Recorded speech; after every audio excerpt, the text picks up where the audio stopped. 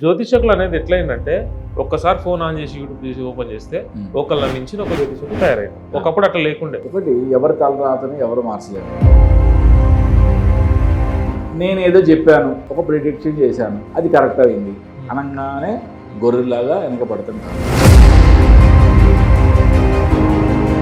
ఎవరైతే న్యాయంగా ధర్మంగా ఉంటారో వాళ్ళకు మాత్రమే కష్టాలు ఎక్కువ వస్తాయి కదా సార్. దేవుడు దేవుడు అని పూజ చేసే వాళ్ళకే కష్టాలు ఎక్కువ వస్తున్నాయి. నేను అన్ని మంచి పనులు చేస్తున్నా, కానీ నాకు ఎందుకు ఈ కష్టాలు ఇచ్చాడు ఈ దేవుడు అంటే నేను నమ్మను. ధర్మో రక్షతి రక్షిత, దట్ ఈజ్ అల్టిమేట్.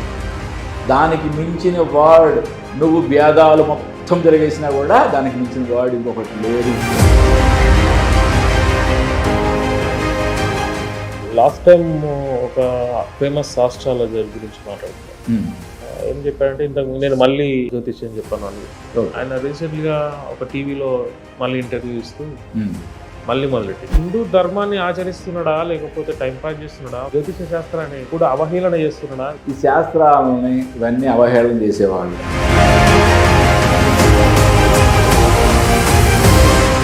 అసలు అంటే అడిగేవాడికి పరిజ్ఞానం ఉండదు, చెప్పేవాడికి పరిజ్ఞానం ఉండదు. ఏం అడుగుతున్నా వాడికి లేదు, ఏం చెప్తున్నా ఈయనకి.